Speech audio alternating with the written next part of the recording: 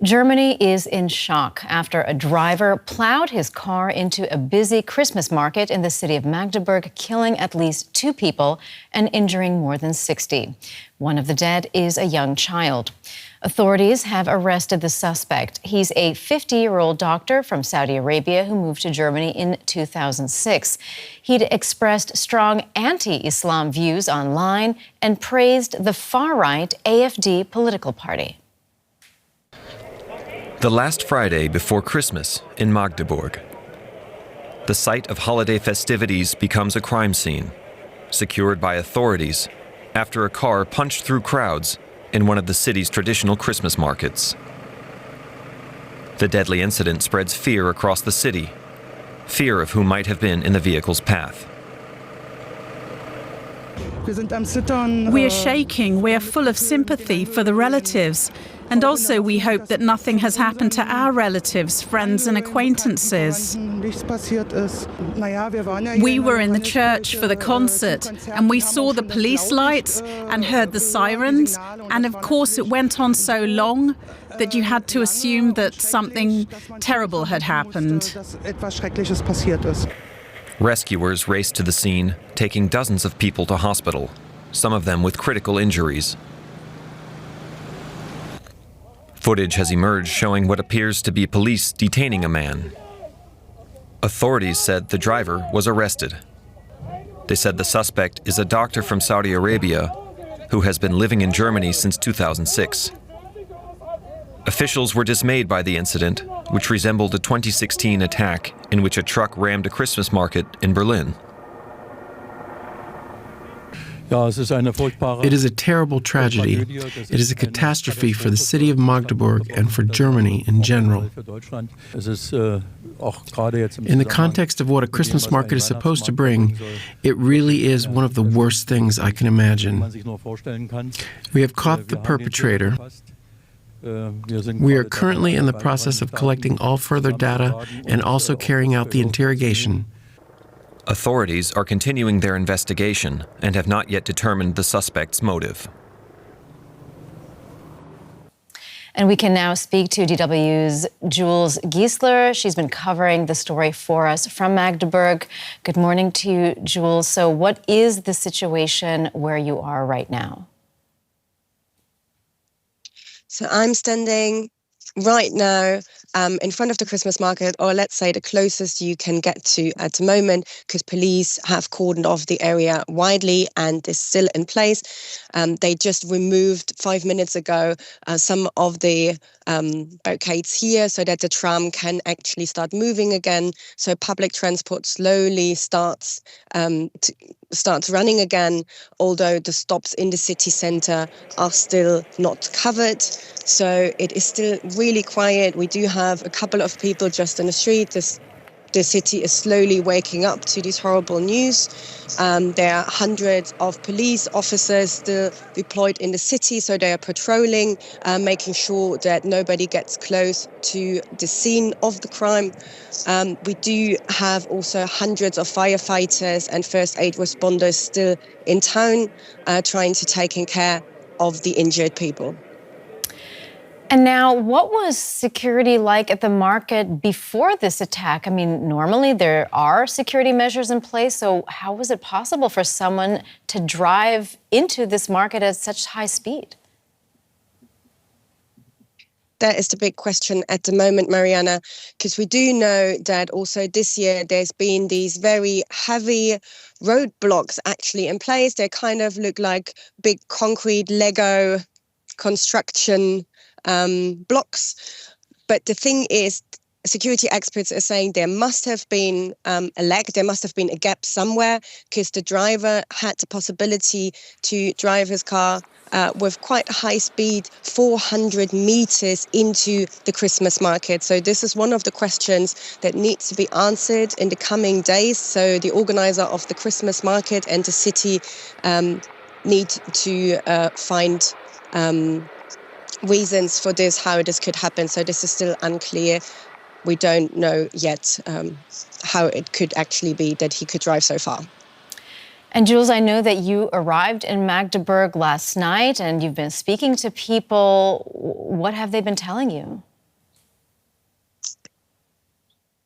So people here are still absolutely under shock. I talked to some locals and it seemed like they still can't really grasp what actually happened. It was a mix of anger and devastation. Many people have been also quite sensitive when you ask them about this. It really is a city under shock because nobody really thought, despite the security measures in place, that something like that would actually happen in the small town of Magdeburg. And so I think people are still trying to wrap their head around what actually happened. And in the local hospital nearby, there is a psychological service in place now, and also police put out a number where relatives and people affected can actually call and get the help and support needed. And Jules, I know it's still early days, but what were authorities saying about the suspect? All what we know so far about the suspect, as you also mentioned in the report, is we know that he was a 50-year-old male from Saudi Arabia, a doctor who worked as a psychotherapist. And at the moment, there are investigations going on also in the town of Bernburg. Bernburg is like 50 kilometers away from Magdeburg. This is where he was supposed to live. So there are authorities are now searching for any evidence in his apartment.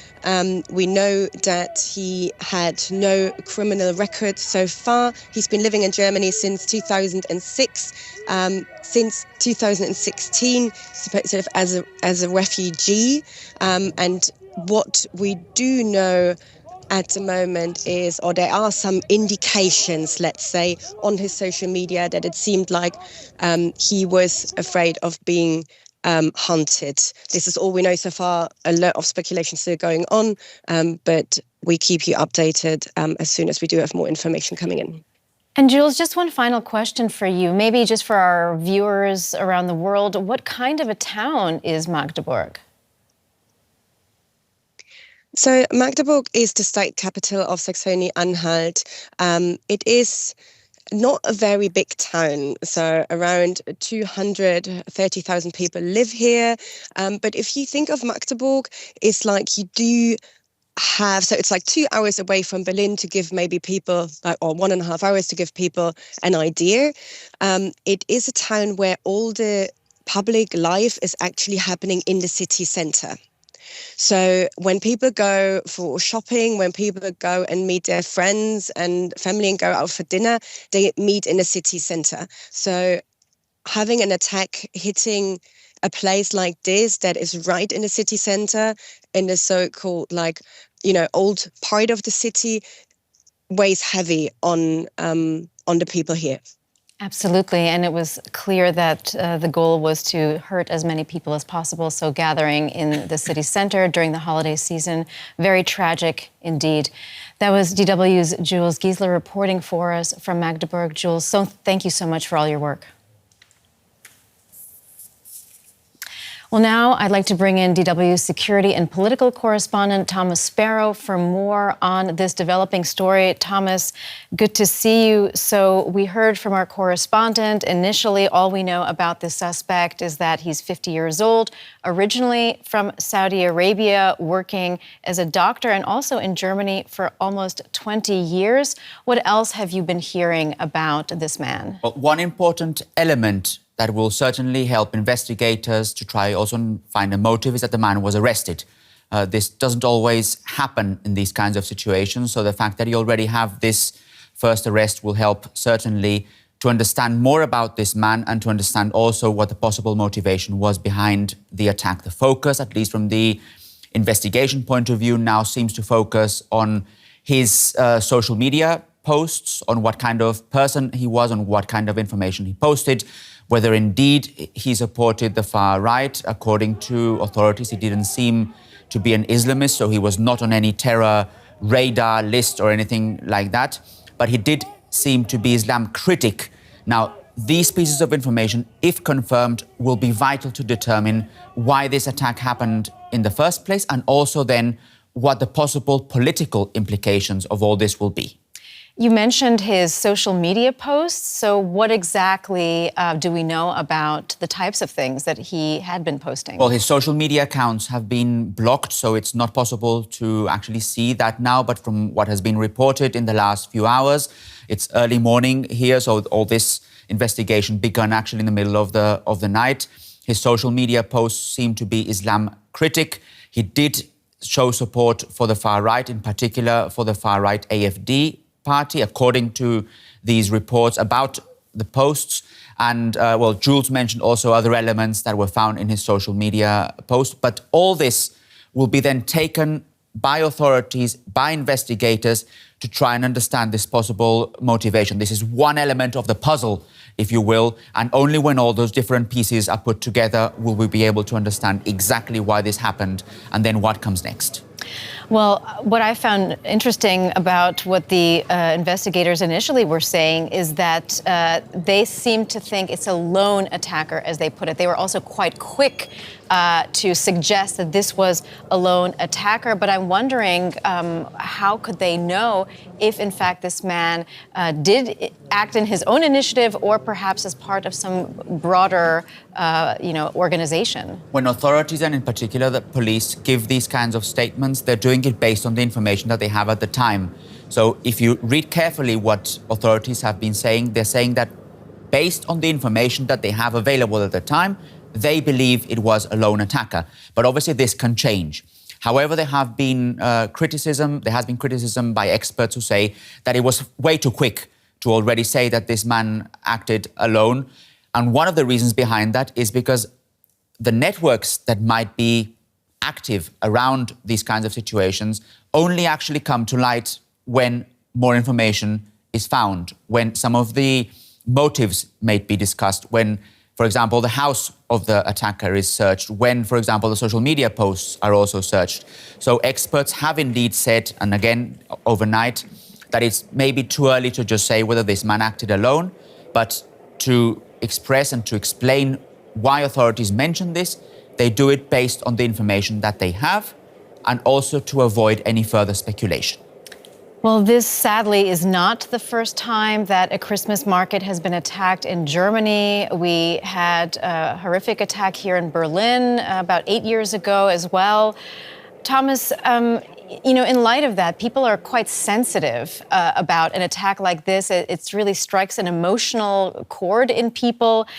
How could the suspect bypass these security measures? Because, as we've been saying, we assume Christmas markets are protected in Germany. Well, and they are protected, at least most of them. I've been to several Christmas markets this season, also from this security perspective. I went only a few days ago to the one here in Berlin where the attack happened in 2016, and you can see all those barricades, all those concrete blocks there to try and prevent specifically these kinds of issues from happening, these kinds of incidents from happening. So I do expect that there will be, on the one hand, a lot of analysis and on the other hand, a lot of criticism as to why this was possible in Magdeburg when security officials, when the Interior Ministry had already told in advance that they were stepping up security measures in Christmas markets, that they were making sure that something like this could not happen. They've always said that they can't guarantee 100% security. That's the sort of line that authorities always stress. But the fact that this car was able to drive, or that the man drove the car through the Christmas market, will certainly have important questions raised as to why it could happen and what kind of security gap there was. And it's important, Mariana, what you mentioned, this is indeed something very sensitive here in Germany, not only because Christmas markets are a cultural institution here in Germany. It's something that doesn't only attract tourists, but also many Germans, but also because of the 2016 attack that you mentioned, although I would like to be careful because it's still very early to compare the 2016 attack to anything that happened right now. That was DW's Thomas Sparrow. Thomas, thank you so much for your analysis.